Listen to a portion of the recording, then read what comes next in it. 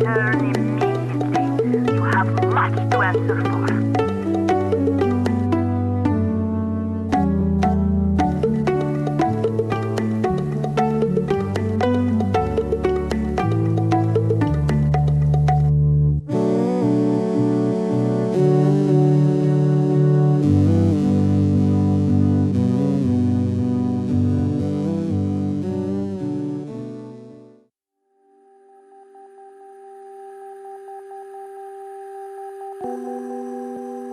Vieira da Silva e Paula Rego são duas artistas cujos percursos biográficos têm vários pontos em comum. Ambas nasceram em Portugal e, ainda que com algumas décadas de diferença, cedo decidiram prosseguir a sua formação artística fora do país. Maria Helena Vieira da Silva, com 19 anos, vai frequentar as aulas de desenho na Academia Livre em Paris. Paula Rego, após ter frequentado a escola inglesa St. Julian's, em Carcavelos, parte para Londres, onde inicia a sua licenciatura na Slade School of Art. Foi também durante os primeiros tempos de aprendizagem que as artistas conheceram os seus futuros maridos. Passados 2 anos sobre a chegada da jovem artista a Paris, Vieira viria a casar-se com o pintor de origem húngara Árpád Zene. Paula Rego conhece, ainda enquanto estudante, o seu futuro marido, o pintor inglês Victor Willing, que já frequentava a Slade em Londres. Os artistas partilhavam um intenso diálogo de trabalho que é reconhecível nas suas obras e visível na maneira como viveram, nomeadamente durante o exílio, que de certa forma ambos os casais conheceram. No caso de Vieira e Árpád, a vivência da Segunda Guerra Mundial obrigou o casal a viver uma temporada no Brasil. Também o tempo vivido em Portugal durante a ditadura foi de grande isolamento para Paula Rego e Victor Willing. Após estes períodos, em que viveram entre Portugal e outros países, ambos os casais escolheram fixar-se definitivamente nos países onde tinham iniciado as suas carreiras artísticas. Vieira da Silva e Paula Rego alcançaram inquestionavelmente um enorme protagonismo como artistas, primeiro no estrangeiro e mais tarde em Portugal. Foi pela mão de Manuel de Brito, diretor à época da Galeria 111, que as suas obras foram apresentadas no contexto português. A origem portuguesa, a formação no exterior, o casamento entre artistas e o reconhecimento internacional são pontos comuns na vida de Vieira da Silva e Paula Rego. Sobre décadas de trabalho firmado, as artistas doaram parte das suas coleções a instituições portuguesas. Este gesto generoso veio permitir a criação em Portugal de espaços dedicados à apresentação e estudo das suas obras e, por decisão das artistas, também da obra dos respectivos maridos.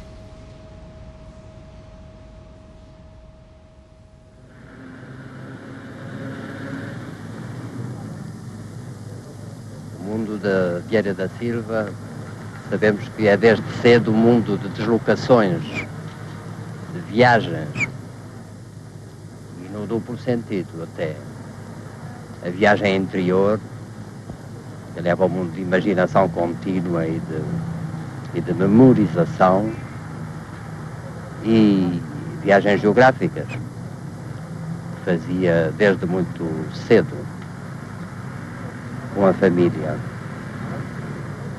A mim dá-me a ideia que quando a Maria Helena parte para Paris,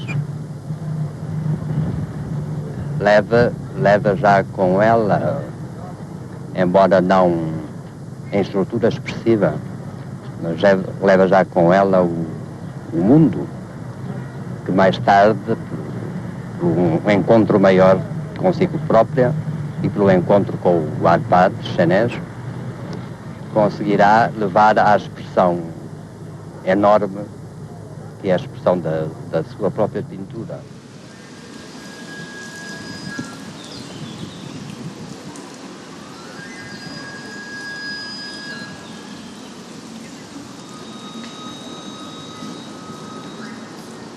talvez seja a presença recorrente de invocações a Portugal que se faz sentir em toda a sua obra, que leva Vieira da Silva a participar da construção de um espaço, em Lisboa, dedicado à sua obra e à de Arpade. Entre os diversos lugares que lhe foram propostos, a antiga fábrica de tecidos de seda no Largo das Amoreiras foi de imediato o espaço eleito pela artista. Numa rua contígua ao Largo das Amoreiras está localizada a casa onde Vieira viveu e trabalhou e onde regressou sempre ao longo da sua vida. Para esta casa, Vieira idealizava a criação de um centro de estudos artísticos. Hoje, a Casa do Alto de São Francisco faz parte do museu que a Fundação Arpade Zen Vieira da Silva viria a inaugurar em 1988. Portanto, é a Casa do Alto de São Francisco e era a casa dela de Lisboa e a casa onde voltou sempre com o Arpade depois de casar. Portanto, tinha uma ligação afetiva ao sítio. Em 1928, decide que em Portugal não podia aprender mais nada, recusa-se a entrar nas belas artes e inscreve-se numa academia livre em Paris, l'Académie de la Grande Chaumière, onde conhece, por coincidência, logo nesse ano, o Arpade. Ele húngaro de origem, ela portuguesa. Ela perde imediatamente a nacionalidade portuguesa ao casar com o Arpade, porque as mulheres ficavam com as nacionalidades dos maridos. Por não irem à Hungria regularmente, também perderam a nacionalidade húngara e ficaram apátridas durante muitos anos. O que não tinha, a priori, naquele tempo, nenhum problema, até 1939, em que, de facto, pelas origens judaicas do Arpade, ainda por cima ligado ao Partido Comunista, mesmo não filiado, mas ideologicamente, judeu, artista, enfim, corria a sérios riscos, decidem vir viver para Portugal, onde ela pede a nacionalidade portuguesa para ela e para o Arpade. Sim, senhor, ela, por ser de boas famílias portuguesas, voltaria a ter a nacionalidade portuguesa se divorciasse daquele senhor. Coisa que ela recusou fazer e pôs-se a hipótese então de saírem para fora, porque Lisboa também não era um porto seguro, e o Brasil apareceu como opção por causa da língua e por haver conhecimentos com artistas intelectuais brasileiros que facilitariam a integração deles noutro sítio. E viveram, de facto, exilados de 1940 a 47, ano em que voltam para Paris, viver, onde fazem a sua vida e a sua carreira, e em 56 é-lhes dada a nacionalidade francesa. Ela não perde a ligação com Portugal nunca, e voltam muito regularmente, todos os anos cá vinham. Apesar de sempre haver uma certa mágoa com o país, depois de 25 de Abril houve uma reaproximação óbvia com ela. Aliás, com o Mário Soares estabeleceu uma relação afetiva e fez um pouco as pazes com o país. Nos anos 80, o Metropolitano de Lisboa encomenda-lhe a estação da cidade universitária e aí foi o grande regresso à pátria. O Arpade morre em 85 e ela começa a pensar na morte também, mas pensou em fazer um centro de estudos. E, imediatamente, duas pessoas, que foi o José Sommer Ribeiro e o Guy Helene, pensaram, mais do que um centro de documentação, ela deveria ter um museu no seu país de origem, e ela sempre timidamente concordou, fez uma enorme doação em 85, que pôs à guarda da Fundação Gulbenkian para ser da Fundação Vieira da Silva quando ela fosse instituída.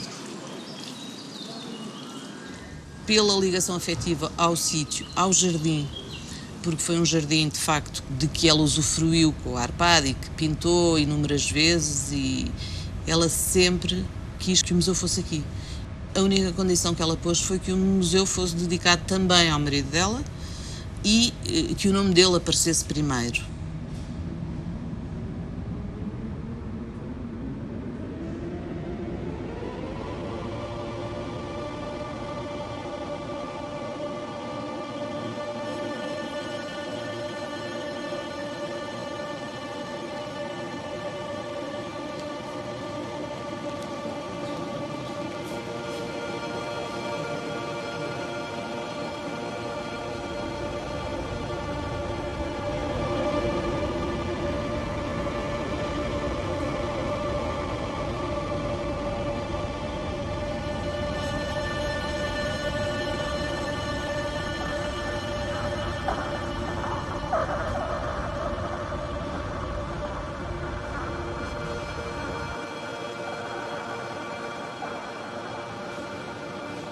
uma relação muito íntima entre as duas pinturas, mesmo que não seja óbvia e imediata, há uma relação intelectual, de cumplicidade.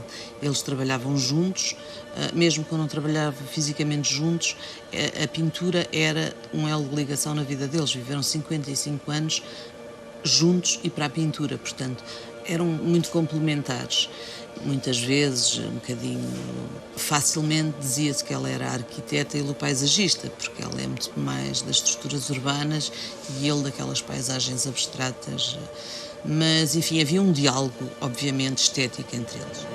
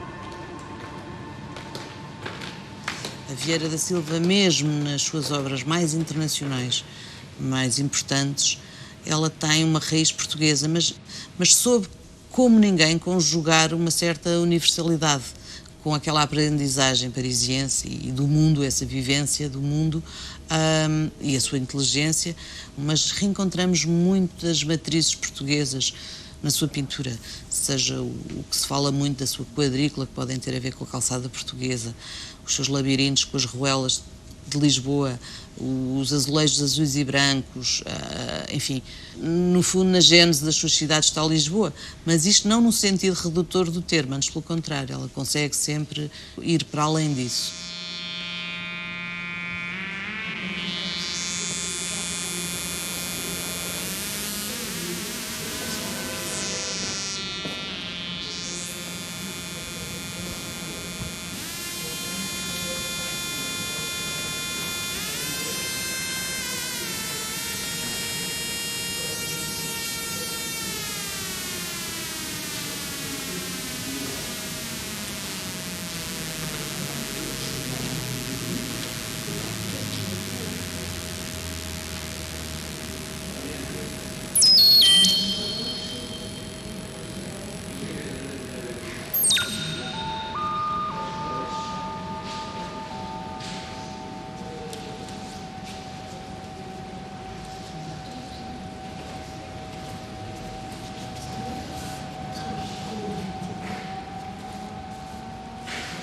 A obra da Vieira da Silva era e é mais conhecida que a do Arpad Zenes, mas porque ele se remeteu para segundo plano um pouco intencionalmente e ela fez uma carreira internacional mais importante. Mas foi sempre missão, que vem nos estatutos da Fundação, dar a conhecer a arte do tempo deles. E a arte do tempo deles, além de extremamente importante, quase todos eles foram amigos deles, ou cruzaram-se, portanto, era um elo fácil de explorar. E ao longo destes anos todos temos conseguido fazer sempre, ao princípio chamámos-lhe mesmo o ciclo dos amigos. Às vezes não são amigos íntimos, às vezes são, mas pessoas com quem eles tenham tido afinidades artísticas, intelectuais, afetivas, o que seja.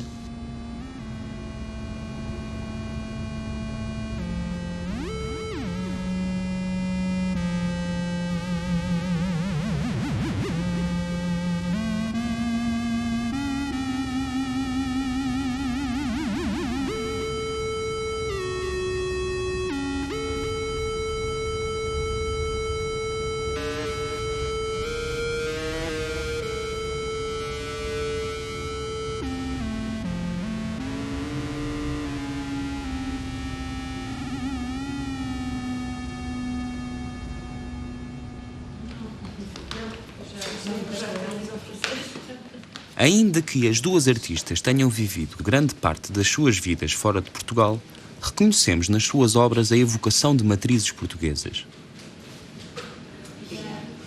No entanto, ambas as artistas souberam transformar motivos locais numa linguagem universal. Encontramos a luz, o azul e a esquadria dos azulejos ou das ruas de Lisboa nas estruturas das pinturas de Vieira da Silva. Identificamos a paisagem, os costumes e as histórias tradicionais nas composições figurativas de Paula Rego. Um museu monográfico concentra-se no estudo e na divulgação do trabalho de um artista, permitindo assim o reconhecimento e uma análise transversal da sua obra. A Casa das Histórias surge de um convite feito pela Câmara Municipal de Cascais a Paula Rego, no sentido de edificar na zona onde a artista cresceu um espaço dedicado à sua obra.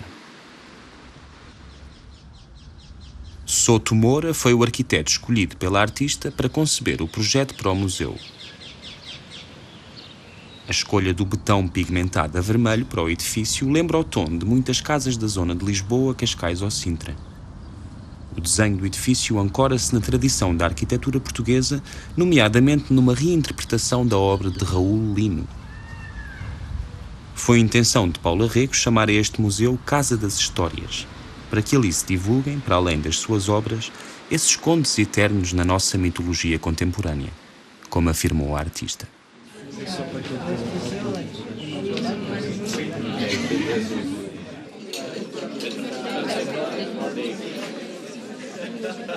Metro is the perfect place to do that. Paula Rego doou ao museu parte da sua coleção pessoal, composta por pintura, desenho e gravura, que reflete o percurso artístico e criativo de cerca de 50 anos e inclui também obras do seu marido, Victor Willing. Esta história chama-se Casa das Histórias porque também tem muito a ver com as histórias tradicionais portuguesas. Leite Vasconcelos, as pessoas todas que arranjaram as histórias todas antigas, mas mesmo antigas, e que puseram a uma altura em que, no século XIX, em que faziam isso no mundo todo. Os Grimm Brothers, o Hans Christian Andersen, mas Hans Christian Andersen ele próprio também escrevia, não é? E muitos outros, em muitos países, e aqui também. Há até o Alexandre Herculano e tudo. Eu acho que as histórias portuguesas têm uma força e são diferentes de quaisquer outras histórias do mundo. Têm um caráter completamente diferente. São de uma violência e de um abuso muito especial. É muito interessante isso, não é? Eu interessa muito essas histórias, porque eu andei a estudar no British Library, passei 6 meses a ler as histórias italianas, os pentabarones, essas coisas todas, e também as histórias portuguesas, não é verdade? E acho que isto é muito importante para a nossa cultura, porque nós somos aquilo, somos essas histórias, não é? Vivíamos na Ericeira, e era um sítio extremamente isolado, não havia nada, não havia pescadores, e mulheres dos pescadores que vinham sempre pedir dinheiro para fazerem abortos, sabe, coitadinhas. Enfim, daquela época, o tormento. No verão aquilo era muito bonito, muito bom, Mas depois de inverno era um desulamento. Nós pintávamos na adega, que o meu avô tinha feito uma adega que ele fazia vinho com as uvas lá da quinta. E nós dividíamos a adega ao meio, ele de um lado e eu do outro. Mas enfim, sempre se trabalhou-se sempre.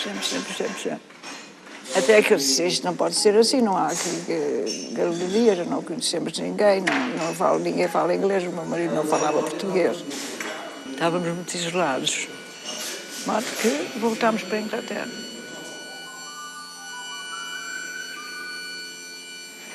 Ainda estão a montar. Este é do Orwell. O Orwell escreveu um livro chamado 1984. E era uma ditadura, uma coisa horrível do porco, não era o porco que mandava em tudo. E então, mas havia uma parede em que podiam escrever ou fazer bonecos de tudo que os incomodava e protestos, como os grafites fazem agora. Mas tinha uma parede onde protestavam sobre as coisas que não gostavam. E é esta é a parede cheia de coisas que eles não gostavam e que punham lá, escreviam lá. Mas eu dizia, não vou escrever, não é que é uma chatice estar a ler. E fiz bonecos, não é, para protestar depois. Mas eu já não me lembro do que é que eles estavam a protestar, mas havia muita coisa que eles não gostavam, não é? Abusos de direitos e essas coisas todas. E os gatos a comer os ratos, mas isso era normal, não é? Mas o pior era para os ratos, que fazia doer. Isto foi pintado cá em Portugal ou já foi? Não foi pintado em Inglaterra. O meu ateliê em Inglaterra. Em Kentish Town. Em Kentish Town, that's right. Este é o Proles Bowl, é o único. Mas depois há mais, quer dizer, há este. Parece-me que este é a Traviata. Pois ela está a morrer na cama de tuberculose, está a ver. E o gajo a chorar. Este é o pai, é ela. E isto é a Traviata. E depois este ainda faz parte das óperas, que eu fiz muitas óperas. Muitas. Bom, depois aqui é diferente. Depois aqui já é os quadros que foram para a Bienal de São Paulo. E aquilo chamava-se In and Out of the Sea, dentro e fora do mar. E começa aqui, que é o Rui, o filho da Arlete, filho de Manuel Brito, o mais novo, a brincar com o gato. O gato andava atrás dos aqueles gafanhotos. E ele andava a brincar com o gato. Eu fiz isto, vi lá em casa dele e depois fiz. E depois fiz aqueles dentro e fora do mar e foi tudo para a Bienal de São Paulo. E pronto, é só isto. Isto levou algum tempo a fazer. E aquela menina está enrolada numa bicha. E tem uns bichos. Olha, está a ver, tem ali um bicho que é uma melancia. Um bicho que é uma melancia. Pois está aqui, corta-se às fatias. E o bicho que está a enrolar a menina? Pois, não sei o que é. Lontra. É um peixe. Um peixe enorme. É um peixe enorme com bigodes.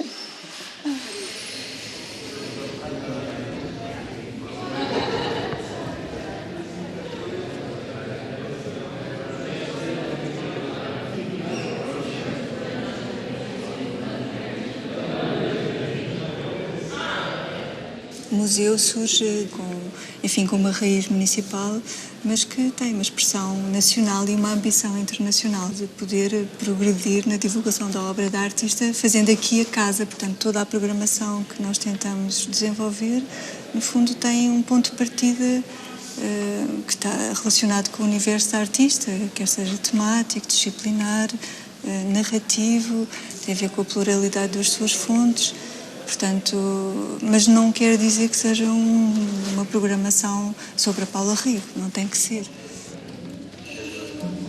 A pluralidade das fontes da artista é total e, portanto, e cobre muitas disciplinas, desde teatro, cinema, a ópera, não é? Temos obras que são óperas e temos contadores de histórias. Esta casa chama-se a Casa das Histórias e foi o nome dado pela artista. Há sempre uma grande densidade narrativa nesta exposição, nesta também, não é?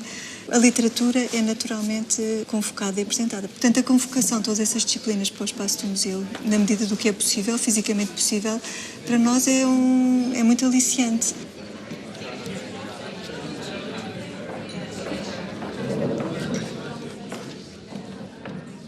I have been arguing that throughout the world there is an immense variety of innovative alternatives to the current status quo, of which, however, we have rarely taken notice, simply because such alternatives are not visible or credible to our ways of thinking. I have been arguing, therefore, that we don't need alternatives. We need an alternative thinking of alternatives. There was a time the Western critical tradition was the proprietor of certain nouns, subjectives, concepts. For the past 30 years, we can say that West-centric critical tradition seems to have lost its nouns and distinguishes itself from conventional theories by the adjectives it uses to subvert the meaning of the proper nouns it borrows from such theories. Thus, for instance, this conventional theory speaks of development. Critical tradition speaks of sustainable development, democratic development, human development. But I'm aware of what Voltaire used to say, that adjectives are the enemies of the nouns. In a sense, the nouns establish the intellectual and political horizon of that which is sayable, credible, legitimate, and realistic, and by implication of that which is unsayable, incredible, illegitimate, and unrealistic. If we don't take attention to these transformations, we may in fact run the risk of not valuing sufficiently enough all these experiences that come from symbolic universes, but are very much part of our world as we are.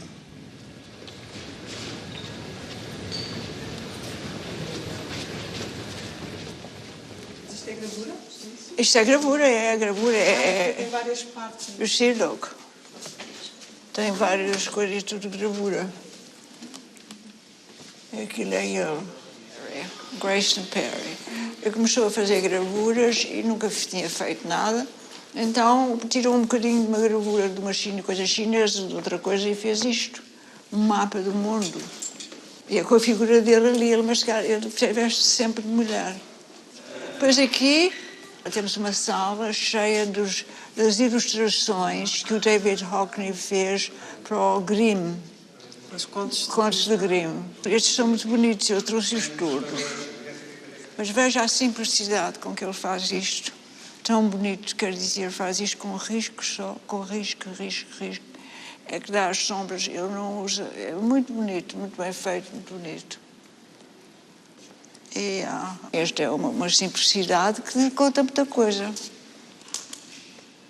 Este é o rapaz que não tinha medo de nada. E depois queriam-no assustar. Nós temos essa história também. E aqui é o Lucian Freud, que é uma rapariga que é artista também e que tem neste momento uma exposição na Marlborough, que é uma boa artista. Eu gostava de a trazer cá. Já um bocado escuro, mas isto depois já acendem as luzes. E aqui tem...